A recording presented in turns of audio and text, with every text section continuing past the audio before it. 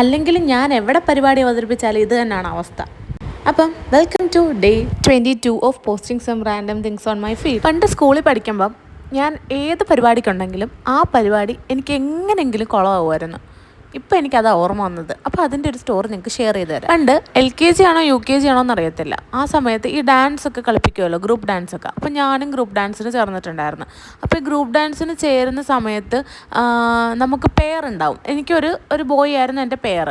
അപ്പം എല്ലാം പ്രാക്ടീസൊക്കെ ചെയ്ത് സെറ്റ് ചെയ്ത് ഡ്രസ്സൊക്കെ മേടിച്ച് മേക്കപ്പൊക്കെ ഇട്ട് അന്നത്തെ ദിവസം എല്ലാവരും ഒരുങ്ങി, എൻ്റെ പെയറും എല്ലാവരും ഒരുങ്ങി അടിപൊളിയായിട്ട് നിൽക്കുവാണ്.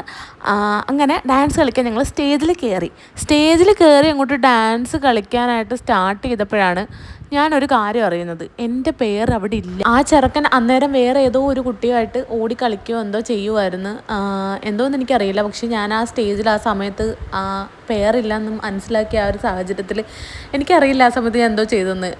എന്നാലും ഞാൻ അവിടെ പെയറുണ്ടെന്ന് സങ്കല്പിച്ച് നിന്ന് ഡാൻസ് ചെയ്തു, അല്ലാതെ വേറെ വഴിയില്ല. പിന്നീട് ഡാൻസൊക്കെ കഴിഞ്ഞു. ആ കൊച്ചിൻ്റെ പേരൻസൊക്കെ വന്ന് എന്തൊക്കെയോ വിഷയങ്ങളൊക്കെ ആക്കി, വിളിച്ചില്ല എന്നൊക്കെ പറഞ്ഞ് എന്തൊക്കെയോ വിഷയങ്ങളൊക്കെ ആക്കിയിട്ടുണ്ടായിരുന്നു. അത് ആരാ എന്തെന്നും സത്യമായിട്ട് എനിക്കിപ്പോൾ അറിയത്തില്ല. എൻ്റെ പെയർ ആരായിരുന്നു ഒന്നും എനിക്ക് ഓർമ്മയില്ല. പക്ഷേ ഈ ഒരു ഇൻസിഡൻറ്റ് എനിക്ക് ഒരിക്കലും മറക്കാൻ പറ്റത്തില്ല. കാരണം എൻ്റെ ലൈഫിൽ എനിക്ക് ആദ്യമായിട്ട് കിട്ടുന്ന ഇൻസിഡൻറ്റാണ്. പക്ഷേ ഇതേപോലത്തെ കുറേ ഇൻസിഡൻറ്റ്സ് പിന്നീട് ഉണ്ടായിട്ടുണ്ടോ എന്നുള്ളതാണ് സത്യം. നിങ്ങൾക്ക് വേണമെങ്കിൽ ഞാൻ ഇനി അടുത്ത വീഡിയോയിൽ അതൊക്കെ ഞാൻ പറയാം. ഇന്ന് ഞാൻ എന്താണ്ട് വീട്ടിൽ വളരെ കുറച്ച് സാധനങ്ങളൊക്കെ ഉണ്ടായിരുന്നു. അപ്പോൾ അത് വെച്ചിട്ട് ഞാനൊരു വെജ് ബിരിയാണി ഉണ്ടാക്കി. ഞാൻ ChatGPTയുടെ സഹായവും പിന്നെ എൻ്റെ കുറച്ച് കഴിവുകളും വെച്ചാണ് ഞാനിത് ഉണ്ടാക്കിയിരിക്കുന്നത്. കഴിച്ചപ്പോൾ എനിക്ക് അത്യാവശ്യം ഇഷ്ടപ്പെട്ടു. അപ്പോൾ ആർക്കെങ്കിലും ഇതിൻ്റെ റെസിപ്പി വേണമെങ്കിൽ റെസിപ്പിന്ന് കമൻറ്റ് ചെയ്താൽ മതി, ഞാൻ അയച്ചു തരാം. അപ്പോൾ അത്രേ ഉള്ളൂ ഗൈസ്, ബൈ.